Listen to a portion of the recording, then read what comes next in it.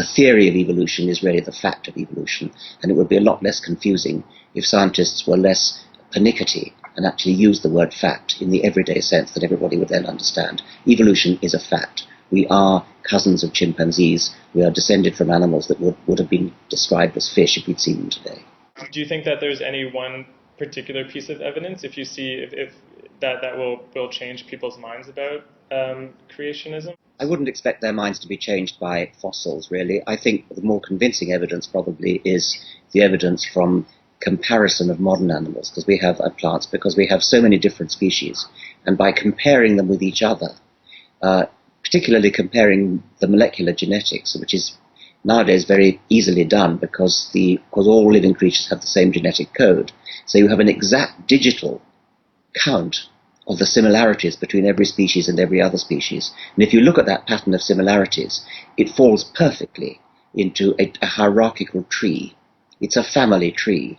And even better than that, everything you look at, every different gene you look at, gives you the same family tree. That's remarkably persuasive evidence to anybody who attends to it for long enough to understand it. As you point out in the book, over 40% of Americans believe in creationism, which is a higher number than in many other Western countries, if you take Sweden, for example. Why do you think that creationism has such a strong foothold in the United States compared to these other Western countries? It's not really up to me to say why the United States and Turkey should be way out ahead or behind in this particular case. It does seem to be the case that of all advanced Western nations, the United States is more religious than any other, and I guess it reduces to that question. There does seem to be evidence of a divide in the United States between two cultures, and it does seem to be a deeper divide and maybe even widening.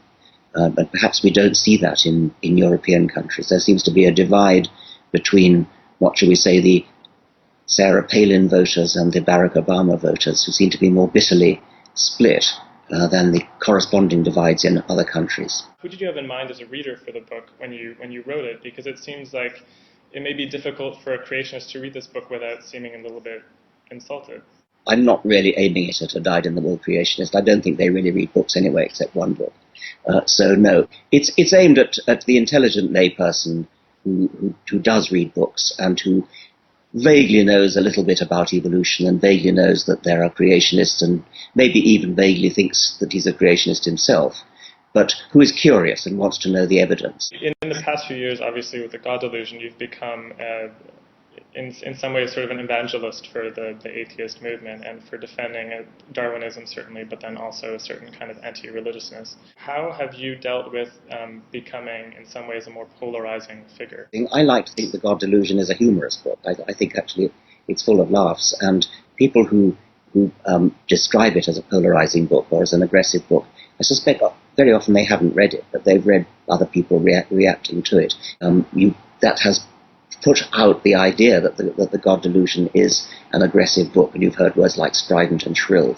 Do you regret having that kind of reputation, and do you feel like it's handicapping you in the future that you'll always be seen as having a certain kind of agenda in mind? Yes, I mean I think it's unfortunate. I think it's actually resulting, as I say, from people who haven't actually read the book or who haven't actually met me personally, and so I'm described as a very aggressive, strident person, which I'm not. It would be nice if more scientists realize what I think amounts to a kind of responsibility almost to go out there and explain what it is that they do in entertaining and interesting ways. It is so wonderful that here we are on this planet and we now understand why we're here. And it's just a sort of ecstatic feeling to understand why you exist. And I want to share that feeling with other people.